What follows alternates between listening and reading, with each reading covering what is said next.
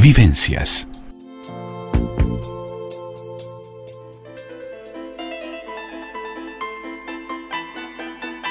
El todo y sus partes. La columna de Carmen Molinas Bonilla en Vivencias. Y ya tenemos aquí a Carmen Molinas Bonilla, que va a continuar hablándonos del androcentrismo en el arte, y había comenzado a hablar de Artemisia Gentileschi, la pintora que fue violada y que se vengó de alguna manera haciendo arte feminista en el siglo XVII. Muy buenas tardes, Carmen, muy bienvenida, ¿cómo estás? Buenas tardes para ti, para la audiencia, para el equipo. Bien, gracias a Dios. Muy bien. Y continuaremos porque es muy apasionante la vida de Artemisia Gentileschi, que empezaste en tu columna pasada y quizás hoy habíamos quedado que ibas a retomar en ella. Sí, ¿no? Sobre todo que estamos hablando de una mujer de 4 siglos atrás, Claro. ¿no? En una situación en la que ya sabemos, lo hablamos de la agresión sexual, que tuvo lugar concretamente en el año 1611, claro, principios del 1600, ¿no? Sí. Fue una artista de excepcional talento, ya lo dijimos, y que había sido la primera mujer en entrar en la Academia de Bellas Artes de Florencia, la misma institución por donde pasó Miguel Ángel, que de hecho, sí, dicho sea de paso, la admiraba, claro, y lo manifestó. Sí. Bueno, y que influyó de alguna manera también en su obra, ¿no? ¿Cómo? Que Miguel Ángel influyó también en su obra. Sí, pero quien más influyó en su obra fue Caravaggio. Pero... Y por supuesto que su padre, naturalmente, claro, ¿no? Sí. Pero Miguel Ángel se dedicaba mucho a la parte de pinturas anatómicas, por decirlo así, y de esculturas a la vez, y ella comenzó a dedicarle más tiempo al tipo de escultura de pintura de personas, claro, pero personas en una situación evidentemente complicada, por no decir absolutamente dramática, ¿no? Porque recordemos, después de la violación de Artemisia, que ella comienza a hacer unas pinturas muy fuertes, en las cuales pinta personajes de mujeres fuertes, y ya como Cleopatra, por ejemplo, y ya habíamos hablado creo que nos referimos bastante a Judith decapitando a Holofernes la vez anterior, ¿no es cierto? Sí. Bueno, así que podíamos hablar un poco más esta vez de otra obra de ella muy conocida, Susana y los viejos, ¿no? Susana y los viejos, ella tiene varias obras muy conocidas, pero Susana y los viejos es todo también un clamor feminista, ¿no? Porque no olvidemos, bueno, está hasta en la Biblia la historia de Susana, de la casta Susana. Es una historia bíblica, una mujer babilónica. Sí, la consideran a Susana una persona que sufrió una injusticia tremenda, al igual que que sufrió posteriormente Gentilischia. Claro. Pero bueno, ambas de todas maneras lograron hacer justicia. Claro. Susana lo logró a través del profeta Daniel, que en el libro de Daniel, en la Biblia, figura, y bueno, ese cuadro se basa en un relato bíblico, donde Susana se estaba dando tranquilamente un baño cuando 2 viejos libidinosos le proponen relaciones sexuales. Ella los rechaza, y estos en venganza la denuncian por adulterio. Claro, en esa época el adulterio se castigaba con la lapidación. Claro. Entonces el profeta Daniel, que era muy jovencito en aquella época, pero ya era muy inteligente, y esa historia, por ejemplo, Teodosión la coloca al comienzo del libro de Daniel, y agrega al final, después de la acción de Daniel en defensa de ella, que ahora la vamos a explicar, dice Teodosión de manera textual: y Daniel se hizo grande delante del pueblo desde aquel día. Claro. Bueno, con la inserción tardía de esta anotación, Teodosión proponía que el texto de la historia de Susana sirviese como apertura al resto de los textos bíblicos del libro de Daniel. Ahora, está en las Biblias católicas actuales como capítulo 13, ¿no? Claro. Pero también está en Biblias apócrifas, está en Biblias antiguas, en Biblias griegas, está en Biblias protestantes, o sea que es una historia que se reitera y que por supuesto que esa reiteración no solamente sirve para afirmar la credibilidad de la misma, claro, sino que además sirve como enseñanza moral. Claro, Susana viene a aparecer acá como un alma salvada de alguna manera. Claro, y además la resistencia al delito, por decirlo así, porque el adulterio estaba considerado un delito gravísimo, ya ves que la lapidaban, ¿no? Claro, claro. Entonces, bueno, esa historia de Susana, esa bella mujer, que era la esposa de Joaquín, un influyente judío en el exilio babilónico, justamente es vista y deseada por esos dos ancianos que eran jueces. Claro. O sea, que tenían la credibilidad de su cargo. Sí. Y bueno, entonces, cuando ella no acepta tener relaciones con ellos, estos ancianos jueces la acusan de adulterio. Cuando la llevan a juicio, y esos ancianos testifican falsamente, diciendo haber reposado con ella en cierto lugar. No coinciden en el lugar, creo, ¿no? No solamente no coinciden en el lugar. Resulta que Daniel, cuando ya ella estaba condenada a morir lapidada, entonces el profeta Daniel dice, a ver, ¿bajo qué árbol estaba? O algo por el estilo, ¿no?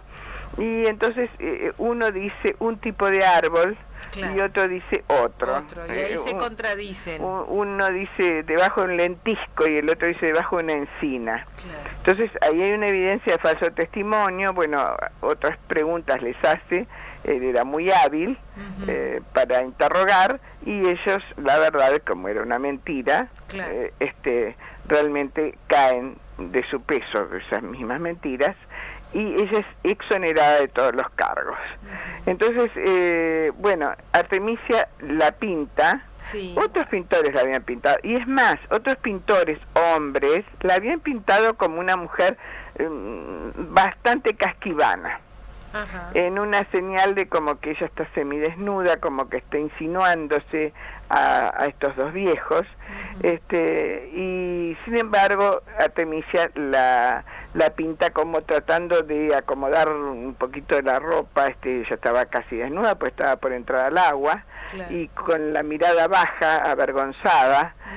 Bueno, tiene toda una enseñanza moral su pintura, que coincide con esa historia, que se centra en la elección de Susana de respetar a su Dios antes que acomodarse al influjo de esos malvados, ¿no? Por temor a perder privilegios, porque además la amenazaban. Claro. Y por temor también a la lapidación, ¿no? Sí, a perder la vida. Sí, en un principio la amenazaban con perder privilegios. Luego, cuando ella no aceptó, ellos fueron y directamente ya no fue una amenaza, sino fue una denuncia. Así que realmente la casta Susana, que se exhibe en Londres, se exhibe en muchos lados, pero el lugar original donde se exhibe hace muchos años es en Londres, pero se exhibe en distintos lados, porque sabes que se prestan las grandes obras, y en otros casos se reproducen, para mostrarlas.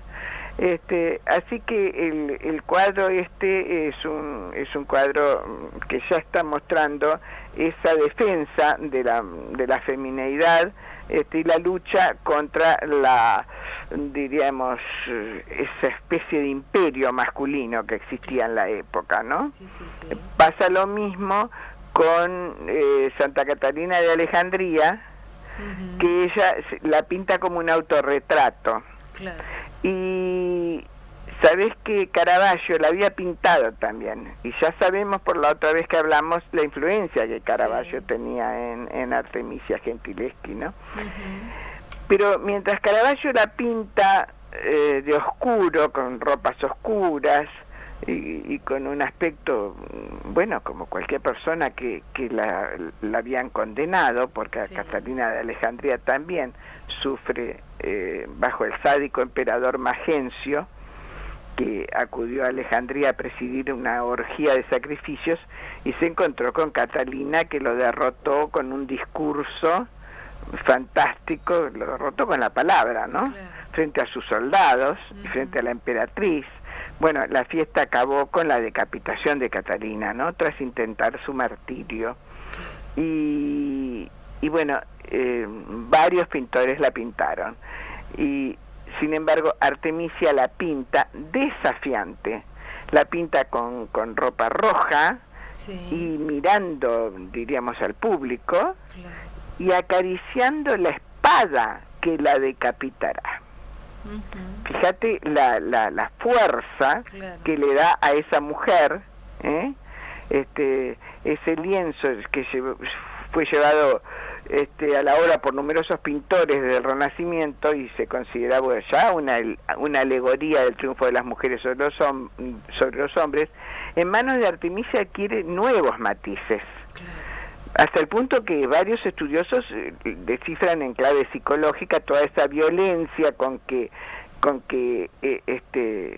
iba a sufrir Santa Catalina de Alejandría, en el desafío, no en el miedo, con que ella pinta el rostro que está mirando al público. Quien ha tenido el privilegio, la suerte de ver la obra, se impacta con que esa mujer que está mirando yo invito a los oyentes a que entren a cualquier página de arte y busquen a las obras de Artemisia Gentileschi y comparen sus mujeres, que por otra parte no eran modelos, ¿no? Porque ya, por ejemplo, Santa Catalina había vivido en otro siglo, en fin. Personajes históricos de alguna manera. Pero ella se las representaba, y cómo ella es capaz de mostrarla de una manera diferente, totalmente diferente, y es,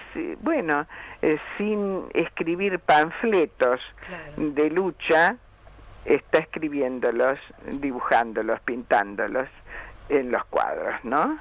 Esa Santa Catalina de Alejandría, que prefirió morir decapitada antes de bajar de sus convicciones frente al emperador Magencio, ¿no? Así que ese autorretrato, que además es interesante porque ella se hace un autorretrato como Santa Catalina de Alejandría. No es que la retrata Santa Catalina. No, se autorretrata. Entonces es como que, bueno, se coincide su forma de ser, su pensamiento, su desafío ante el androcentrismo, justamente, que no solo existía en el arte, o sea, es un desafío frente a la masculinidad dominante. Entonces, el nombre de Artemisia, con todo esto, a pesar de que cayó en un largo y profundo olvido que duró siglos, en la segunda mitad del siglo XX ya comenzó su arte a ser de nuevo apreciado. Muchos creen que es porque justamente, bueno, luego de la Primera Guerra Mundial, y bueno, más adelante, luego de la Segunda, la mujer fue tomando tanto impulso, porque no había hombres, así que ellas tuvieron que ir a las fábricas, tuvieron que hacerse cargo de tantas actividades que eran absolutamente masculinas, que ahí hubo toda una renovación del movimiento feminista. Y entonces se convirtió esta artista en un símbolo de la lucha de género. Y ahí resucitaron las obras de Artemisia, que por otra parte son extraordinarias, no es solamente una obra de denuncia, es una obra de arte, claro, realmente maravillosa. ¿No? Vale la pena, como decís tú, Carmen, el que guste buscar, googlear y apreciar estas obras. Yo les recomiendo y que aprecien además los detalles, claro, porque de pronto se mira la obra de Santa Catalina y el autorretrato, porque no se llama obra de Santa Catalina, claro, es el autorretrato de Artemisia, y no te das muy bien cuenta qué es lo que hace con la espada, claro, si es como un adorno que lo tiene, bueno, un poco es una burla a su vez, si alguien cree que lo tiene como un adorno, claro, Artemisia logró su cometido, claro, logró burlarse de la misma espada que la iba a decapitar, claro, a Santa Catalina, sí, porque ella como que mira al público y acaricia la espada, la tiene medio contra su pecho, claro, mientras levanta la cabeza. ¿Hola? Sí, te escucho, Carmen, estoy atenta escuchándote. No, hubo un ruido, por eso es que... bueno, dejando a Artemisia tenemos otras mujeres muy importantes. ¿Con quién seguimos, Carmen? Y bueno, tenemos, por ejemplo, en el mismo siglo en España despunta la sevillana Luisa Roldán. La Roldana. La Roldana, le decían la Roldana, exactamente. ¿Por qué le decían? ¿Por el nombre? Porque era hija del mejor escultor de la segunda mitad del siglo XVII, que Roldán, entonces para diferenciarla de su padre, su papá, claro, a ella decían la Roldana. Y ella dominó no solo la pintura, se especializó más en la talla, en madera, en barro, fue escultora de cámara de Carlos II, de Felipe V, claro, y por ejemplo las tallas como el entierro de Cristo que se exhibe en el Met de Nueva York, sí, o San Miguel Arcángel que se exhibe en el Escorial, claro, son tallas hechas por ella, y a pesar de esa gran actividad y esas grandes dotes artísticas, ella pasó muchas dificultades económicas, y también a su muerte su nombre cayó en el olvido. Y otra vez volvemos a su condición femenina, claro, porque si hubiera sido hombre no hubiera pasado esas dificultades con esas obras extraordinarias, ¿no? Sí. Es un poco el modelo que se repite con todas estas mujeres que estás tratando de revivir, ¿no? Sí, exactamente, tenés razón, es un modelo que se va repitiendo y se va repitiendo a través de los siglos, claro, ¿no? Sí.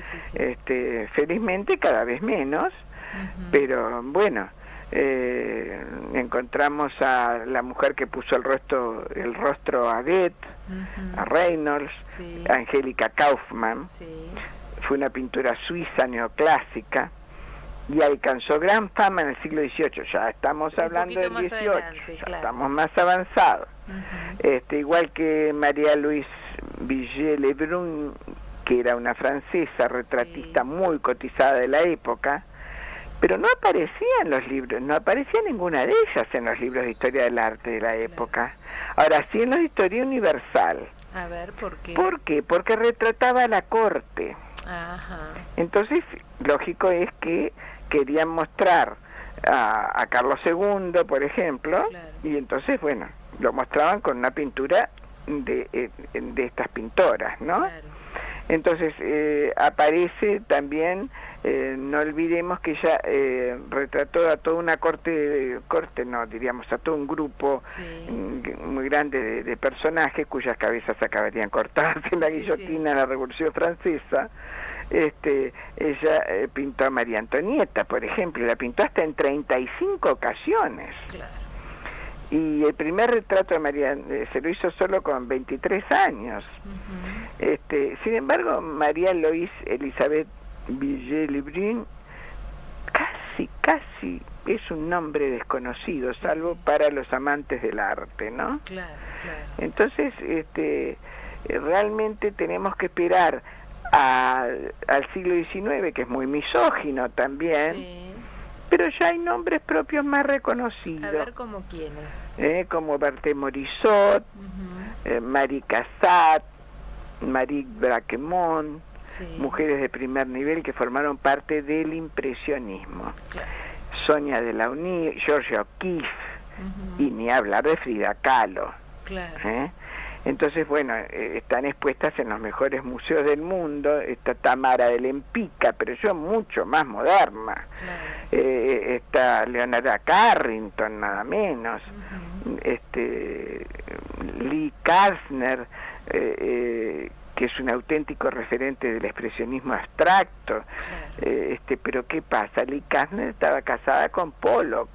Claro. Y entonces ella siempre quedó a la sombra de Pollock, de su marido. Pues es que te escucho, y esto también pasó en la literatura, porque lo hemos tratado a través de la literatura. En la literatura, en la música. En la música también, mujeres que quedaron relegadas a la sombra de sus esposos.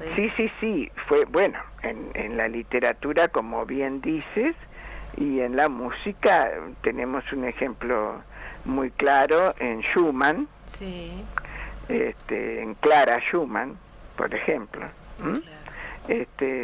Bueno, después de Maruja Mayo, que hablamos tanto de Maruja Mayo, sin embargo, se habla de sus grandes amores, tan famosos como Rafael Alberti, por ejemplo, como el mismo Hernández, Miguel Hernández, pero no se habla mucho de ella como pintora, a pesar de que era brillante. El propio Dalí la calificó como mitad ángel, mitad marisco. ¿Te acuerdas cuando hablábamos de la Sin Sombrero, la generación del 27? Bueno, por eso recordando y refrescando lo que hemos hablado, creo que es importantísimo mencionar esto, ¿no? Sí, y además hay cosas increíbles. María Zambrano, otra de las Sin Sombrero, decía que uno de los errores que no le permitían a la mujer, que lo consideraban del error más destructivo e imperdonable, era ser libre, tratar de ser libre. Y estas mujeres se empeñaron, de alguna manera, conociendo no las palabras de Boccaccio, que decían que el arte, Boccaccio era increíblemente misógino, el arte es ajeno al espíritu de las mujeres. Esto también lo hemos hablado cuando hablamos de la Sin Sombrero. Entonces era como una rebelión ante esas palabras. El arte es ajeno al espíritu de las mujeres, por Dios. Bueno, así que de estas mujeres que fueron abriendo camino, yo me las imagino realmente como frente a una selva impenetrable. Ellas con un machete nada más van abriendo, van rompiendo toda esa maraña y van abriendo un camino. Te voy a pedir que cuando tengas la grabación de este programa te escuches, porque te voy a combinar a que hagas otro poema, Carmen. Después de lo que acabas de decir es para que escribas otro poema, Bueno, te agradezco. Es una imagen que me surgió ahora. Sí, pero es para el comienzo de un próximo poema. Escuchá lo que acabas de decir, porque es realmente para un nuevo poema. Bueno, yo te agradezco. Precioso, mucho. Sí, porque realmente es una imagen de un cuadro, te diría, como dice Nelson, toda poesía atrás hay un cuadro, ¿no? Ay, es cierto, y tú que eres artista lo sabes y que pintas tan bien. ¿Quién te dice que no podamos hacer algo en conjunto? Algún conjunto, justamente. Bueno, nos reuniremos y trabajaremos en eso, si te parece. Exactamente, me encantaría. Carmencita, se nos han ido los minutos, como todos los miércoles, que es un placer escucharte y se van volando. Nos encontramos el próximo miércoles y te agradecemos muchísimo tu tiempo. Bueno, gracias a ti por el programa, que es precioso y tan Muchas cultural. Gracias, un placer como todos los miércoles recibirte. Un beso. Buenas tardes. Buenas tardes. Vivencias.